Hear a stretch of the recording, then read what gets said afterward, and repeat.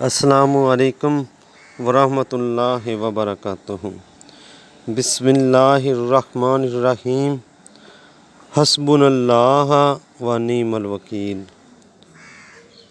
بخاری شریف کی ایک روایت میں حضرت ابو ہریرہ بیان فرماتے ہیں کہ رسول اللہ صلی اللہ علیہ وآلہ وسلم نے ارشاد فرمایا، طاقتور وہ شخص نہیں ہے جو کشتی میں دوسروں کو بچھاڑ دیتا ہے، بلکہ طاقتور تو در حقیقت وہ ہے جو غصے کے موقع پر اپنے اوپر قابو رکھتا ہے۔ یعنی غصے میں اگر کوئی ایسی حرکت نہیں کرتا جو اللہ رب العزت اور رسول کریم رؤوف الرحیم صلی اللہ علیہ وآلہ وسلم کو ناپسند ہے۔ ابو داؤد کی ایک روایت میں سعدی رضی اللہ عنہ بیان فرماتے ہیں کہ رسول اللہ صلی اللہ علیہ وآلہ وسلم ارشاد فرماتے ہیں، غصہ شیطانی اثر کا نتیجہ ہے اور شیطان آگ سے پیدا کیا گیا ہے اور آگ صرف پانی سے بجھتی ہے، تو جس کسی کو غصہ آئے اسے چاہیے کہ وضو کرے۔ اس حدیث میں دوسری حدیثوں میں جس غصے کو شیطانی اثر کہا گیا ہے وہ غصہ ہے جو اپنی ذات کے لیے آئے، رہا وہ غصہ جو مومن کو دشمنوں پر آتا ہے وہ غصہ نہایت عمدہ صفت ہے۔ اگر کوئی دین کو تباہ کرنے آ رہا ہے تو اس وقت غصہ نہ آنا ایمان کی کمی کی علامت ہے۔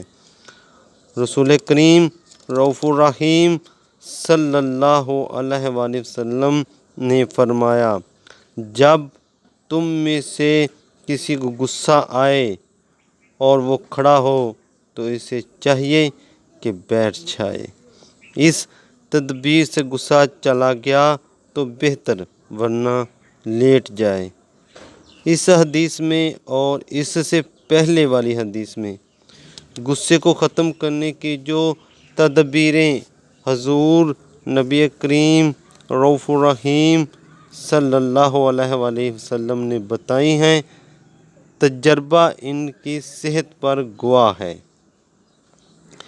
مشکیزہ شریف کی ایک روایت میں حضرت ابو ہریرہ بیان فرماتے ہیں کہ رسول کریم رؤوف الرحیم صلی اللہ علیہ وآلہ وسلم نے فرمایا کہ حضرت موسیٰ علیہ السلام نے اللہ تعالیٰ سے پوچھا، اے میرے رب، آپ کے نزدیک آپ کے بندوں میں سے کون سب سے پیارا ہے؟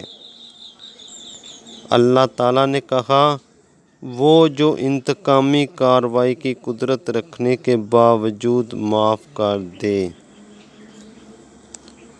رسول کریم رؤوف الرحیم صلی اللہ علیہ وآلہ وسلم نے ارشاد فرماتے ہیں کہ جو خلاف حق بولنے سے اپنی زبان کی حفاظت کرے گا، اللہ رب العزت اس کے عیب پر پردہ ڈالے گا، اور جو اپنے غصے کو روکے گا اللہ رب العزت قیامت کے دن عذاب کو اس سے ہٹا دے گا، اور جو شخص اللہ رب العزت سے معافی مانگے گا اللہ رب العزت اسے معاف کر دے گا۔ نبی کریم رؤوف الرحیم صلی اللہ علیہ وآلہ وسلم نے فرمایا، تین چیزیں مومنانہ اخلاق میں سے ہیں۔ ایک یہ کہ جب کسی شخص کو غصہ آئے تو اس کا غصہ اس سے ناجائز کام نہ کرائے۔